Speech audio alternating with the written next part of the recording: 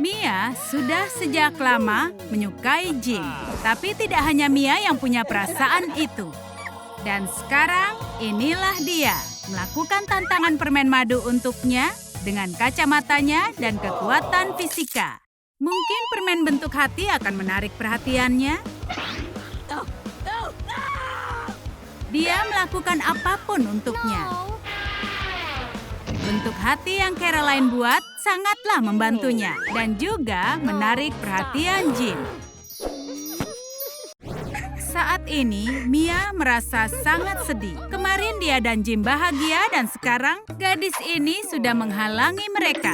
Mereka sangat manis, membuatku kesal. Mustahil mengabaikannya. Dia mengabaikan penjaga ini yang diam-diam menyukai dirinya. Dia jatuh cinta pada pandangan pertama, tapi dia tidak berani bicara dengannya. Dia terlihat mengintimidasi, tapi itu benar-benar menarik. Sekarang dia sangat mencintai Jim. Dia tidak peduli dengan yang lainnya, kecuali Caroline. Tiba-tiba dia muncul, dan Mia harus segera memberikan pelajaran untuknya. Dia berada di jalur perang, tapi ada yang salah. Bukan wajah Caroline yang tersangkut perangkap, melainkan tangannya Jim. Dia tidak pernah tersangkut seperti ini. Tapi, bukankah ini sedikit romantis? Mia tidak sengaja mengatur ciuman pertama Jim dan Caroline. Itu menjijikkan. Dan penjaga ini terus mengawasinya. Dia sangat aneh. Apa yang dia mau dariku? Jangan lupa, kalian di sini bukan untuk kencan, tapi untuk main Squid Game. Dan harus mengerjakan tugas. Mia suka saat Caroline hampir gagal di tantangan boneka, tapi Jim mencegahnya untuk kalah dan mengubah momen kikuk menjadi sebuah dansa. Bahkan si boneka tidak bisa menolak pesonanya. Jika Mia ingin Jim kembali, dia harus beraksi dan dimulai dari memata-matai. Dari ventilasi ini kau bisa lihat semua. Para penjaga itu sangat aneh. Setidaknya mereka bersenang-senang. Mia, ayo fokus. Tunggu dulu. Apa ini? Penjaga aneh itu lagi? Dari mana dia dapat foto-foto itu? Orang gila. Itu aneh, tapi bukan prioritas Mia untuk sekarang. Dia akan pikirkan nanti. Dan inilah yang dia cari. Penjaga mencampurkan sesuatu di pancinya Jim. Mia bisa gunakan ramuan cinta yang dia beli online. Dia harus segera beraksi, iya kan? Jadi, dia menuangkan semua isinya. Tapi ramuan itu sebenarnya adalah soda kue cair. Jadi, alih-alih mendapatkan permen kecil, Jim mendapatkan potongan permen madu raksasa. Lihatlah permen-permen ini. Apakah ada yang aneh? Penjaga ini butuh bantuan. Menyamakan permen membosankan. Kita butuh desain yang unik. Coba lihat apa kalian memperhatikannya. Ada berapa permen berbeda yang kalian lihat sekarang? Beritahu di komentar dan lihat siapa saja yang benar. Kita kembali ke acara ini. Mereka akan main tarik tambang. Siapa sangka permainan ini bisa dirusak? Caroline dan Jim sudah merusaknya. Mia sudah merasa muak dengan adegan manis itu. Saatnya untuk mengganggu mereka. Yeehaw! Ada cowboy di Squid Game. Permainan ini tidak cukup untuk mereka berdua. Mia merasa senang, tapi si penjaga merusaknya. Dia mencoba untuk bicara dengannya lagi, tapi Mia tidak memahami hal itu. Mia harus mengalihkan perhatian Jim dari Caroline. Kelereng bisa membantu. Mia membiarkan Jim agar menang, berharap dia akan suka. Tapi dia tidak memperhatikan itu. Dia bahkan tidak melihat petunjuk dari Caroline. Lalu, dia mencobanya lagi, menaruh kelerengnya di tangan yang sama. Tapi Jim salah menebak. Mia merasa sangat kesal padanya. Begitu juga Caroline. Tapi sebelum mereka memperebutkannya, mereka berdua harus saling bertarung. Caroline sangat ingin kalau dirinya menang. Dia sudah menghitung kelerengnya ada di tangan yang mana. Tapi dia salah perhitungan dan dia kalah dari Mia. Pasangan bahagia ini kecewa. Dan itulah yang Mia inginkan. Si penjaga membiarkannya. Mau kemana dia? Kembali lagi ke Mia. Dia melihat Caroline memegang foto. Sudah jelas foto itu berarti baginya. Jadi sekarang Mia harus mengambil foto itu.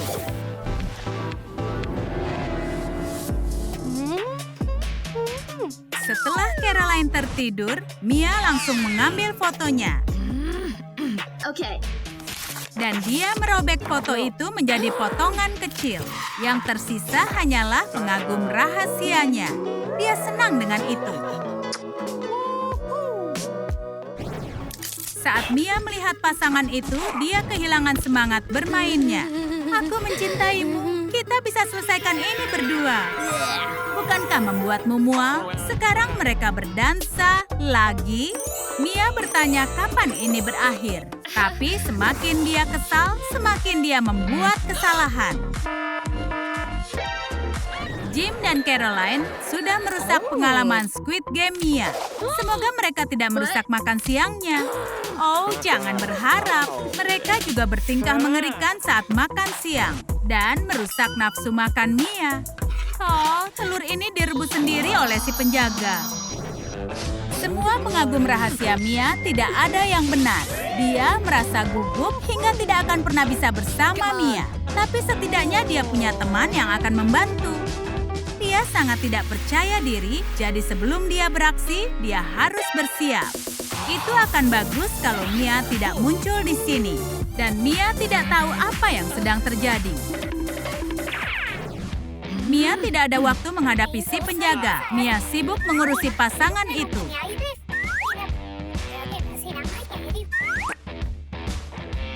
Mia kesepian seolah mereka tinggal di dunianya sendiri.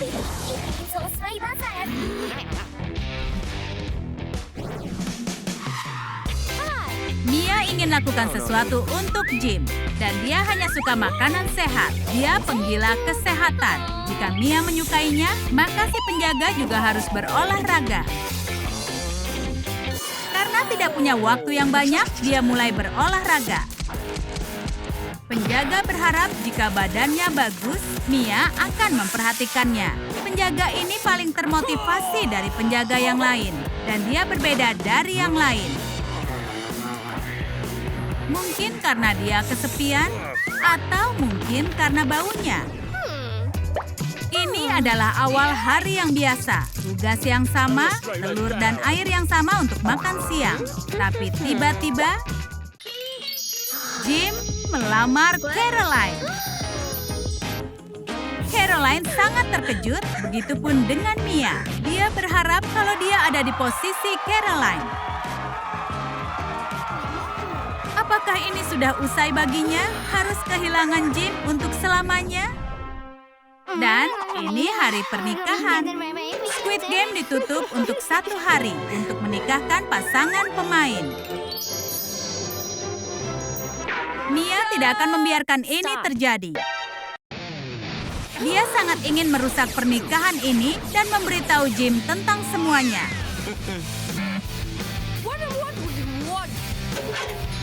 Tapi tiba-tiba, si penjaga pemalu akhirnya menyatakan perasaannya pada Mia.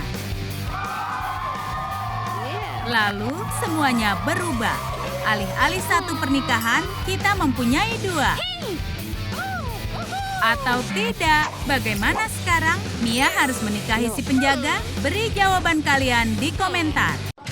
SMA Trum Trum memang merupakan tempat yang sangat heboh. Saatnya mengubah anggapan itu. Pak Martin punya kabar bagus.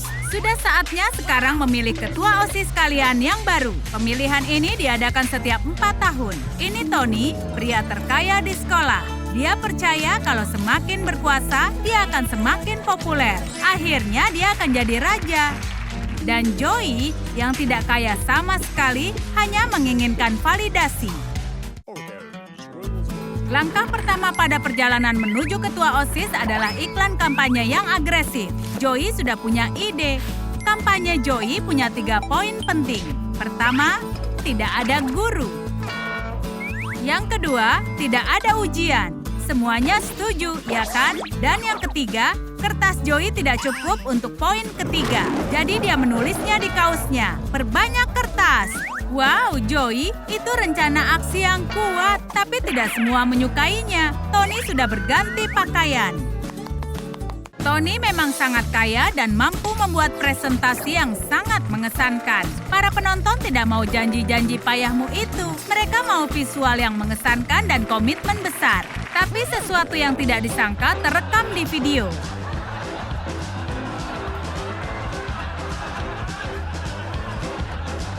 Ini sangat memalukan. Kampanye tidak boleh dimulai dari skandal.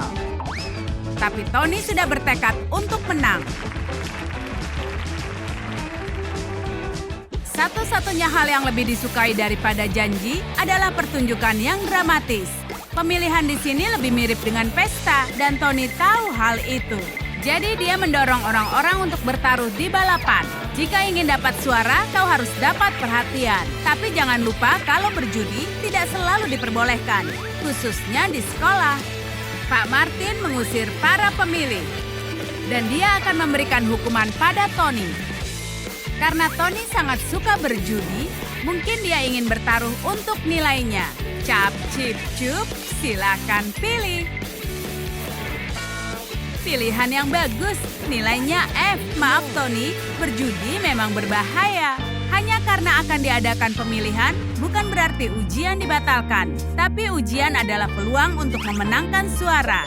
Joey memang murid teladan. Dia bisa membantu teman-teman sekelasnya. Mungkin mereka akan memilihnya. Kau bisa dapat angka lebih besar, tidak hanya dari jumlah pemilih, tapi juga dari kebaikanmu. Joey mendapat suara seorang pemilih lagi dan bukan seorang murid. Pak Martin sangat terkesan dengan kemanusiaan Joey. Jika Joey membantu dengan nilai yang bagus, maka Pak Martin akan mendukungnya.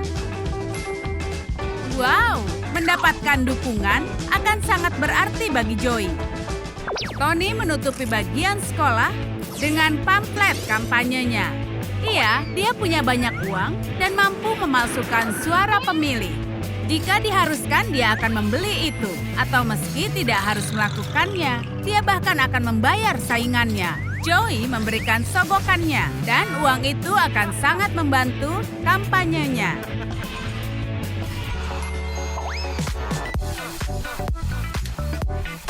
Contohnya adalah dia bisa gunakan untuk membeli suara pemilihnya.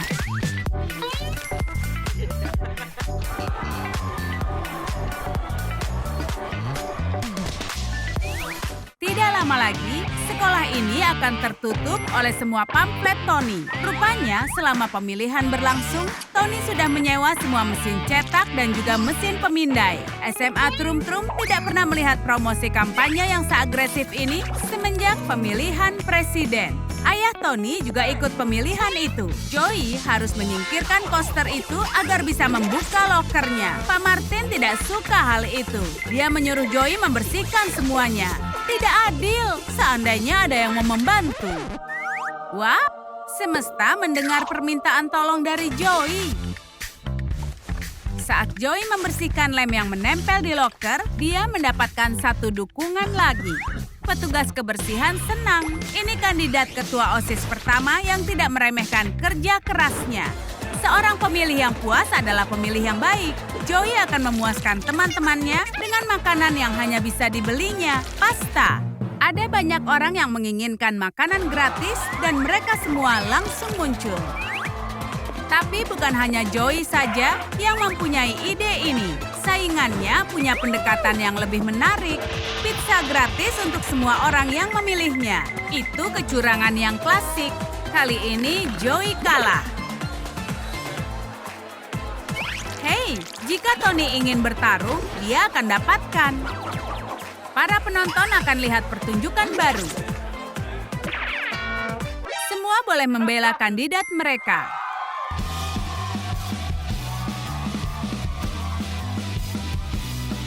Dan akhirnya, pengawal Tony bisa beristirahat. Sepertinya pertarungan tidak akan selesai.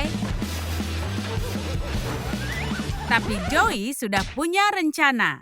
Makanan yang dimasak ibunya.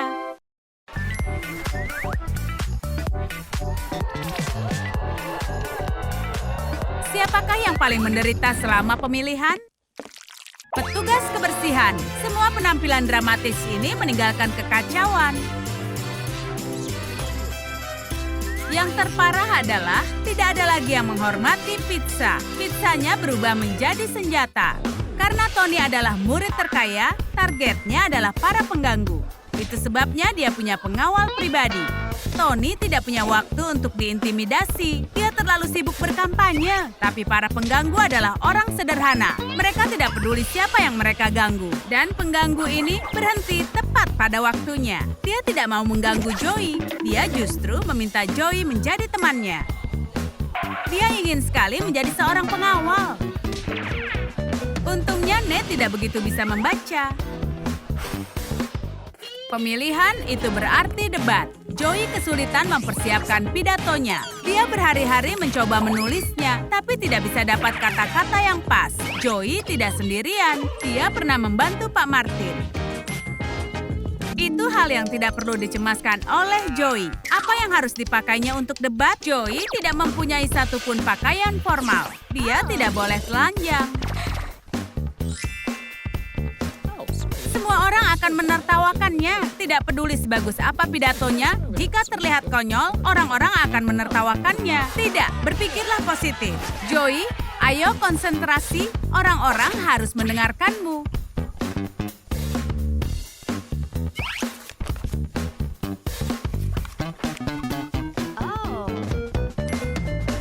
Joey melakukan debatnya dengan sangat baik. Dalam beberapa poin, Tony mulai percaya padanya. Tapi dia ingat kalau dia juga harus berpidato.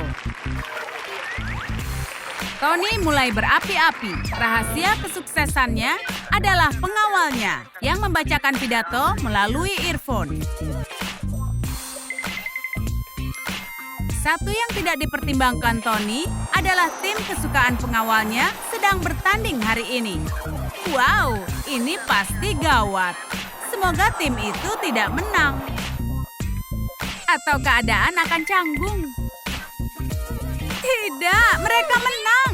Harusnya Tony tidak mempertaruhkan nasibnya pada pengawalnya. Bertingkah seperti ini selama debat tidak membantu memenangkan suara. Tony langsung jadi bahan tertawaan lagi di sekolah. Persahabatan Nathan dan Joey bisa menjadi sesuatu yang menakjubkan. Contohnya adalah Nathan bisa mengajari Joey cara bermain kotor, seperti menyingkirkan saingannya. Nate punya bermacam-macam senjata. Senjata kesuksesannya adalah sedotan ini, khusus untuk Nathan dan sudah dimodifikasi. Senjata ini tidak menembakkan bola kertas, tapi menembakkan bola tinta. Tony langsung kalah, dan ini baru permulaan saja. Joey mengenai target, catnya mengenai kata ketua.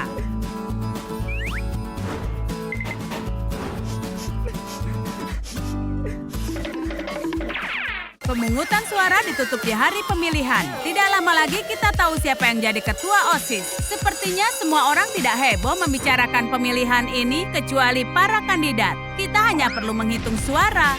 Hei, ada gangguan pemilihan. Lantai basah mengacak surat suara.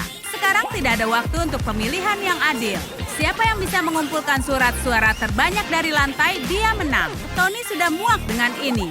Ayo selesaikan secara jantan. Tidak, itu juga tidak berhasil. Kecuali untuk petugas kebersihan. Apapun yang kalian katakan, kekuatan ada pada pengikut.